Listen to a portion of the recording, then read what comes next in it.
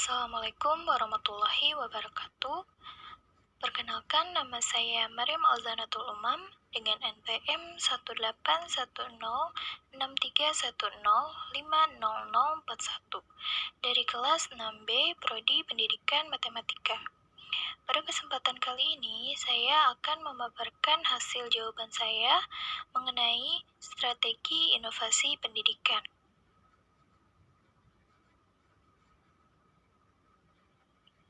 Untuk soal yang pertama, yaitu bagaimana cara strategi pendidikan dapat dilaksanakan secara efektif.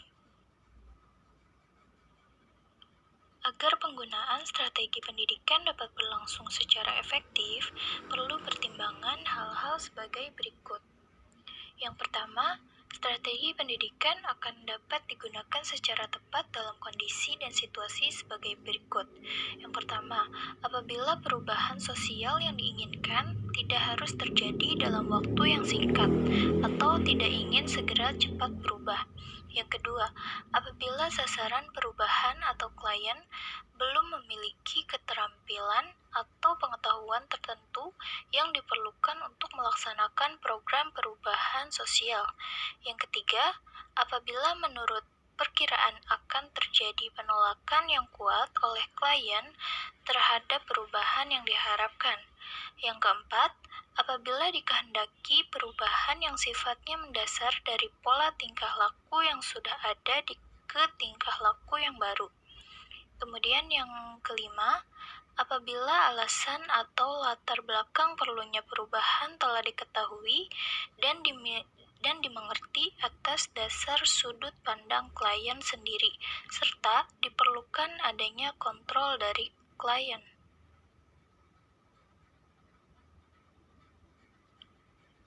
Untuk pertimbangan yang selanjutnya, yaitu strategi pendidikan untuk melaksanakan program perubahan akan efektif jika digunakan untuk menanamkan prinsip-prinsip yang perlu dikuasai untuk digunakan sebagai dasar tindakan selanjutnya sesuai dengan tujuan perubahan sosial yang akan dicapai.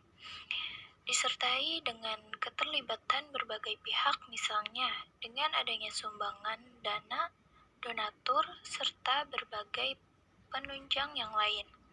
Kemudian, digunakan untuk menjaga agar klien tidak menolak perubahan atau kembali ke keadaan sebelumnya. Yang terakhir, digunakan untuk menanamkan pengertian tentang hubungan antara gejala dan masalah, menyadarkan adanya masalah dan memantapkan bahwa masalah yang dihadapi dapat dipecahkan dengan adanya perubahan.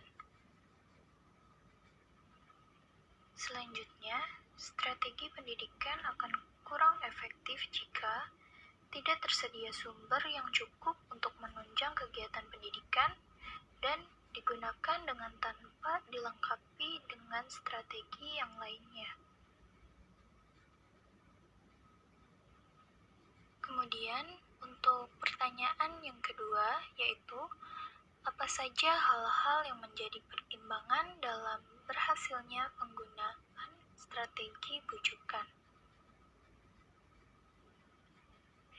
Yang pertama, strategi bujukan tepat digunakan bila klien atau sasaran perubahan tidak ikut berpartisipasi dalam proses perubahan sosial, berada pada tahap evaluasi atau legitimasi dalam proses pengambilan keputusan untuk menerima atau menolak perubahan sosial.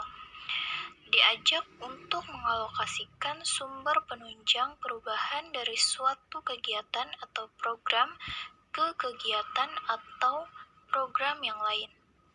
Kemudian yang kedua, strategi bujukan tepat digunakan jika masalah dianggap kurang penting atau jika cara pemecahan masalah kurang efektif.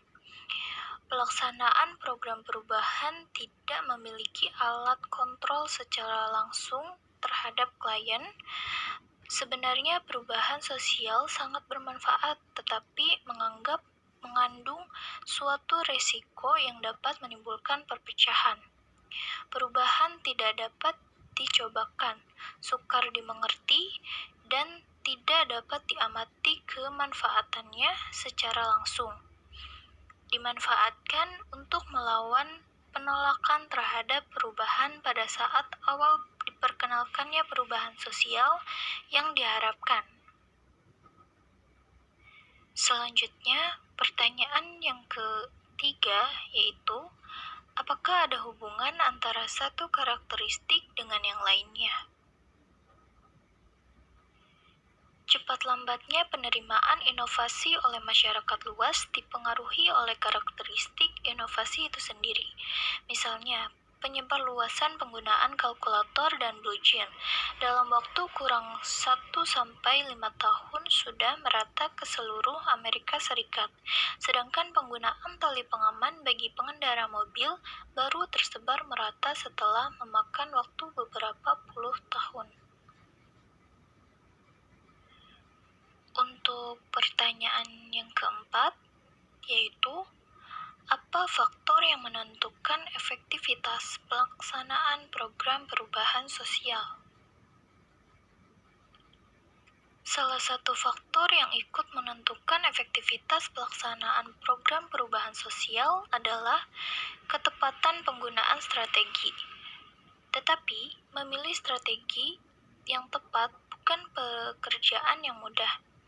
Sukar untuk memilih satu strategi tertentu guna mencapai tujuan atau target perubahan sosial tertentu, karena sebenarnya berbagai macam strategi itu terletak pada suatu kontinum dari tingkat yang paling lemah atau sedikit tekanan paksaan dari luar ke arah yang paling banyak atau kuat tekanan paksaan dari luar. Untuk pertanyaan yang terakhir yaitu, karakteristik inovasi dapat mempengaruhi cepat atau lambatnya penerimaan inovasi. Menurut Everett M. Rogers pada tahun 1993, halaman 14-16, karakteristik inovasi diantaranya adalah keunggulan relatif dan compatible atau compatibility. Kemukakan pendapat Anda mengenai perbedaan kedua karakteristik tersebut. Untuk yang pertama, keuntungan relatif, yaitu sejauh mana inovasi dianggap menguntungkan bagi penerimanya. Tingkat keuntungan atau kemanfaatan suatu inovasi dapat diukur berdasarkan nilai ekonominya, atau mungkin dari faktor status sosial, kesenangan, kepuasan, atau karena mempunyai komponen yang sangat penting. Makin menguntungkan bagi penerima, makin cepat tersebarnya inovasi. Kemudian sedangkan compatible atau compatibility ialah tingkat kesesuaian inovasi dengan nilai, pengalaman lalu, dan kebutuhan dari penerima. Inovasi yang tidak sesuai dengan nilai atau norma yang diyakini oleh penerima tidak akan diterima secepat inovasi yang sesuai dengan norma yang ada. Misalnya, penyebar luasan penggunaan alat kontrasepsi di masyarakat yang keyakinan agamanya melarang penggunaan alat tersebut, maka tentu saja penyebar inovasi akan terhambat.